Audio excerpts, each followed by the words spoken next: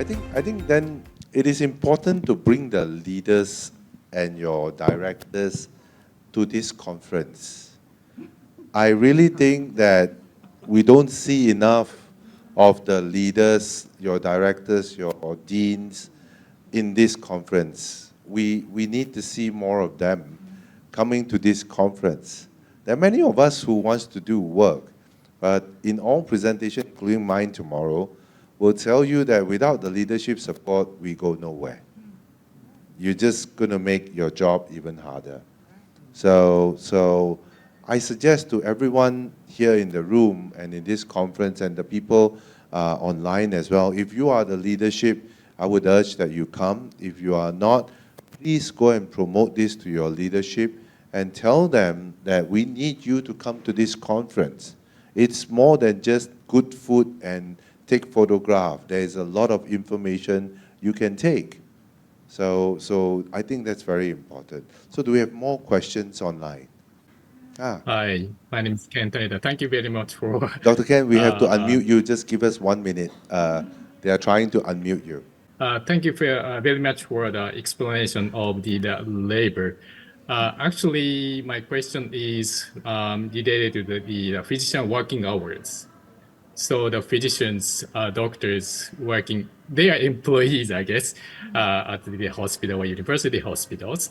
So in Japan, we didn't control the physicians' working hours before, but this coming April, we are forcing the hospital to control the physician working hours because of the burnout and also patient safety issues and so on and so on.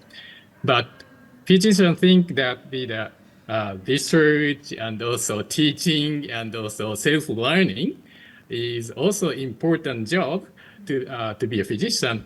However, it's very difficult to make a kind of the clear definition to what extent is a labor as an employee, but also as a healthcare professional. So I'm just wondering whether in the Thailand, and to my understanding, you also studied the employees, the management for healthcare providers as well. So I'm wondering whether the physician working hours, to what extent they are controlling as the labor. So yeah, is that clear to you, my question? Is there a rule in Thai to protect labor or employees in terms of work hours? It is a hazard in Japan. Right. And now that hazard has become in Korea too. So they work too hard. So, so I guess the question is... Yes, labor, yeah, of course. It's the Labor Protection Act, definitely. It's 42 hours per week. Yeah. Oh, okay. Yeah, it's a law. But no, there is nothing saying about doctors. But would labor cover doctor in that case? If we already break the rule, I think. So that's why the labor law said, right? We should follow, definitely, because we also under occupational and safety too. However, labor law people don't want to really involve us. However, our we call องค์กรแพทย์ภาษาอังกฤษเรียกอะไรนะคะ medical union เนาะเขาเรียกอะไรนะคะ Healthcare union. Yeah, all healthcare union like doctors, nurses, they all have their own rule coming up, right? For example, I study one of my study called shift work and quality of work life. We found the number of 70 hours like optimal for doctors per week, right? 70 hours. Save, you know, the mean that I study up to 100, some people, per week. Yes, because we count all the extra work. They have private work. But what's the law? Is it 100? Is it 70? 42. We all break the rule here in the hospital. What I said. So that's why we all be in jail. And then Ministry of Labor cannot do anything. So if we really follow the law, we cannot get any success in Thailand because it's not really enforced well. What we have to work out is our union I think. We need to make up our rule. Hospital have to make our rule according to what really possible in our circumstances. When we said you need 50 hours and nurse or other like, I cannot because our work is a lot. We have to do any surgery, blah, blah, blah, blah, blah. You know, you will discuss.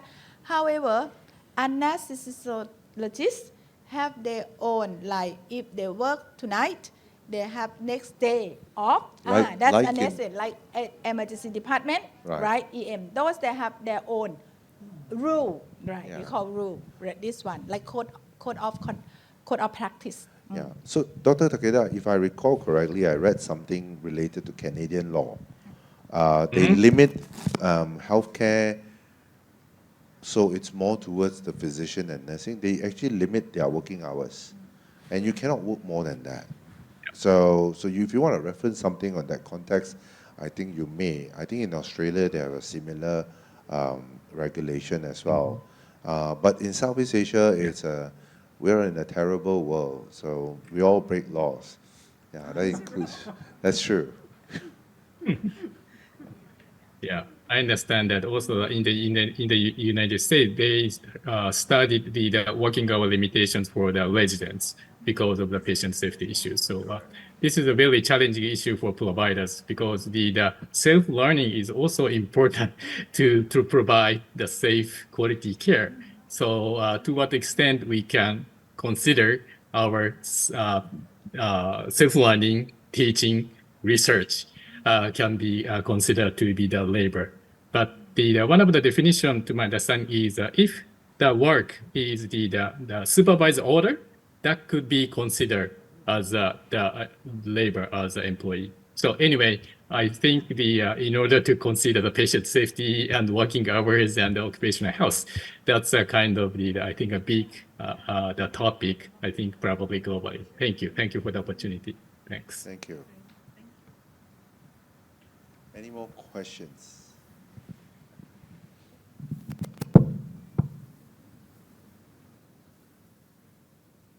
Thank you so much for Right. very interesting question and also the answer. And I think we can, some more question. Yes. From head of OR. This is the leader come. Okay. I have a case of more intense, be more heated in the operating room between staff. Oh. Nothing about heat. I'm concerned about the decline in physician emotional well-being of healthcare workers. How do I start for mental health issue? Please give me your strategy. Gen Z doesn't want to be burdened up with being tough. This is a global issue instead of a Thailand issue. This issue has been, I personally have 1, 2, 3, 4 of the same points I'm facing. So this is not just a Thailand issue. I think this is a global issue problem. You guys have anything to comment for what they say? Can you all show, can we see back the questions? Yeah, so that they can refer to that.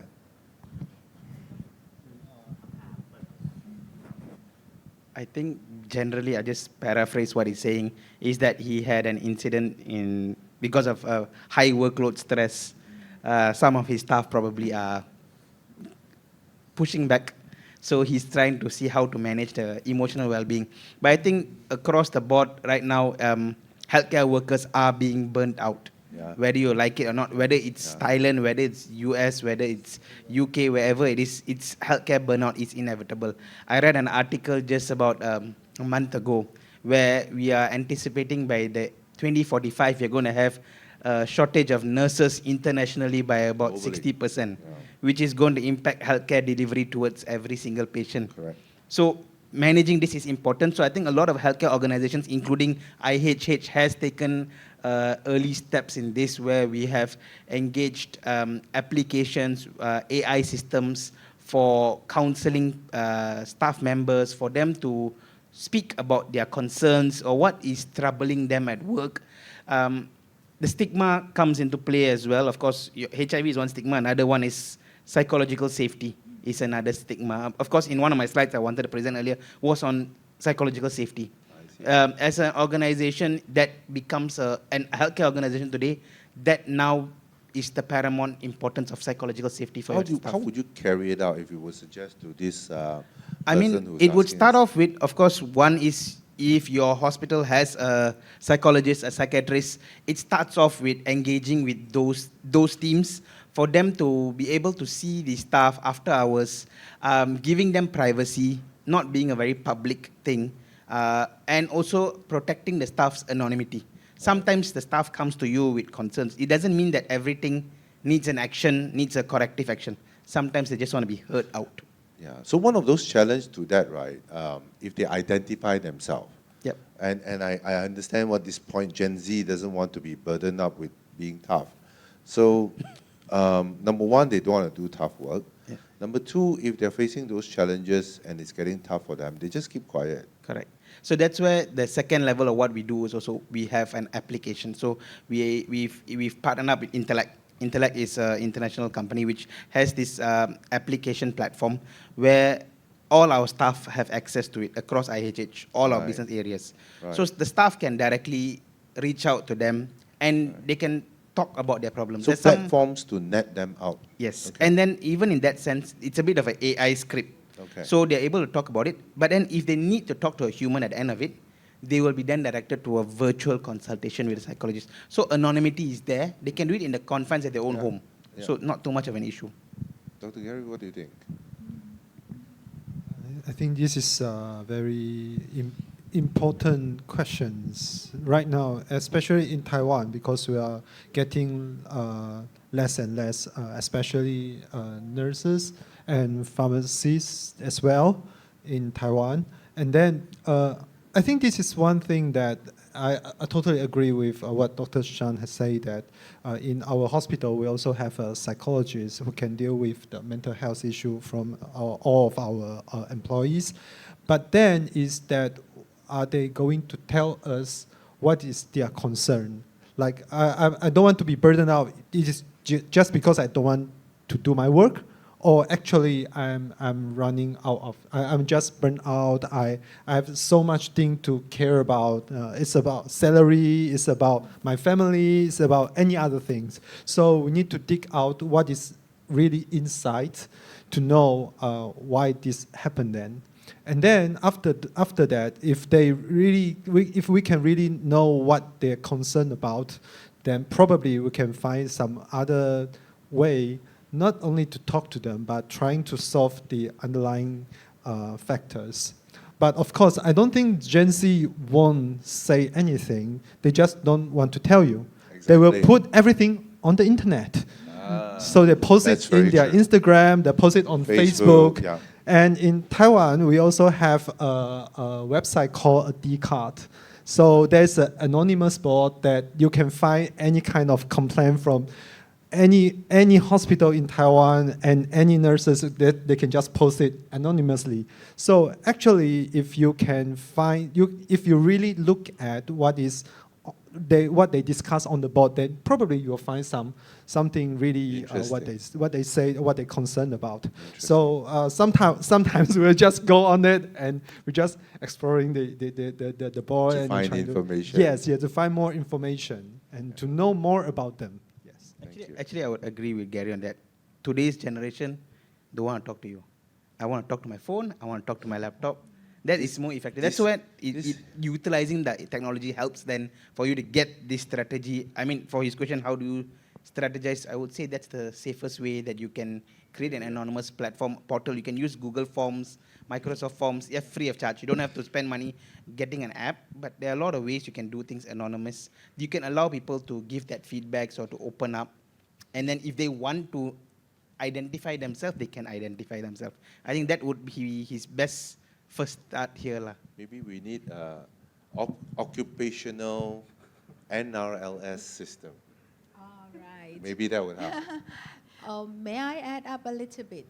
In this point, actually, for the developing country like the UK and US, there are a kind of body of people called themselves called Employee Assistance Program, called EAP, Employee Assistance Program. It's a program not to help support employee for this type of things as well, but in Thailand, we try to do it now, but hasn't started properly yet because we need somebody who can listen to everybody's story, right? That's important, and anytime, anywhere, right, to run this program. But it worked in the UK. And also the UK, they have called the agency. So hospital can hire people like this agent to work for the EPA program, like to listen about the problem, and when they generate the heat, so instead of confront to each other, they need these people to take over call. So I started to talk for a long time, but they need somebody to really love to do. Yes, start and really love to do and growth mindset to do. I think we need to set up the session for this one, this topic EAP. more. Yes. Right. In Yes. next time. Yes, please. Yes. So, like, lastly from me, I think everybody have brought up very fantastic ideas about how you can start and what you should do. But what I wanted to share is also what I'm going to present tomorrow, is to think about using human factors engineering. HFE is going to be the topic that I will be talking about very much in the next 2 or 3 years. You have to consider why there is a heat. And in order to do that, you have to assess why there is a heat. And once you understand the contributing factors, what are my human factor engineering consideration or factors that I should be considering, that if I would change that, it will totally either reduce or eliminate those heat within your operating room or a department or even a hospital itself. The heat is there because of human. So if we understand what human factors are and what are the process that is creating this human factors problem, then we are able to make changes. And if we are able to make changes on top of all the brilliant support that is provided today, we should be able, theoretically, it depends on how you carry it out, to effectively reduce those problems and hopefully effectively reduce the need of having any emotional problems and support. Because you will not have any emotional fatigue if we can manage those human factors properly. And that's what I'm going to talk more about tomorrow as well in my presentation and also the workshop with the case. Hopefully that gives you the answer. Thank you for the question. Thank you everybody for answering.